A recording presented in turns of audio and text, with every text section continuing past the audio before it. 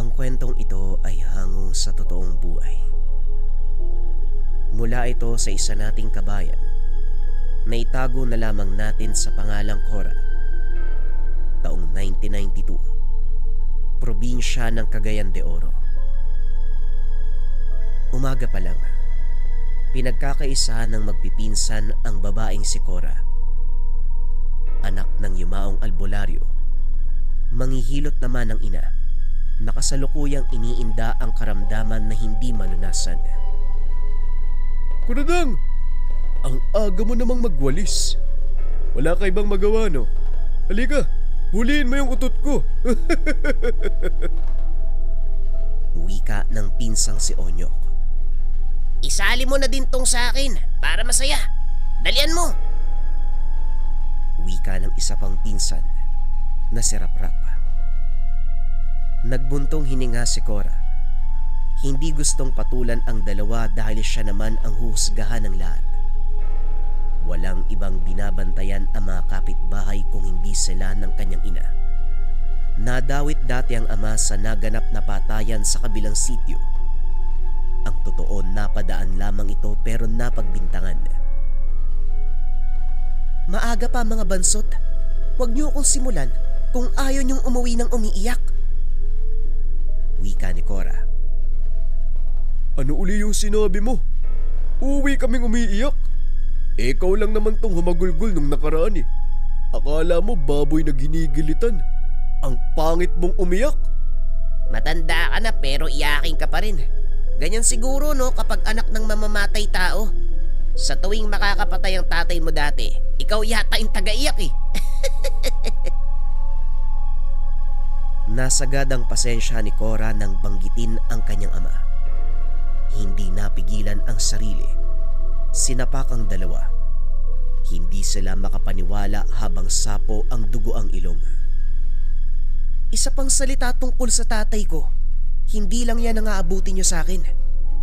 Umalis na kayo kung ayaw niyong madagdagan ng pinsala sa katawan niyo.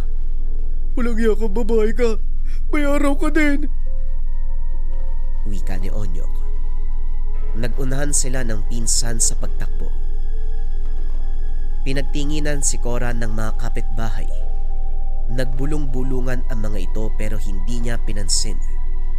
Pumasok siya sa tahanan para maiwasan ang ano pang gulo. O anak, nakipag-away ka na naman. Huwag mo kasing pansinin ng mga lalaking yon. Wala silang ibang alam kung hindi mang buwisit. Huwag mo na kasing patulan.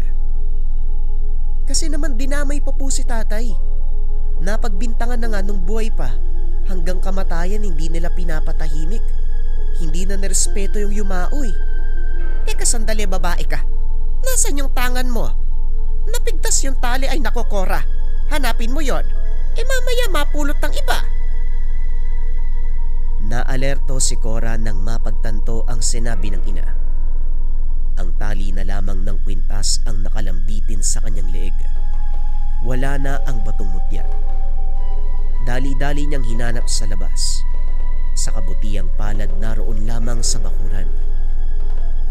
Kinabahan ako ha. Akala ko nawala kita eh. Ang sabi ko sa'yo, palitan mo na yung tali niyan. Meron doon sa lagayan ko ng damit. Ayusin mo para hindi mawala uli. Ingatan mo naman, Cora. Biyaya yan ng kalikasan. Alam ko naman po yun, nanay. Aksidente lang po. Napasaba kasi ko dun sa magpinsan eh. Napigtas siguro nung sinapa ko yung muka eh.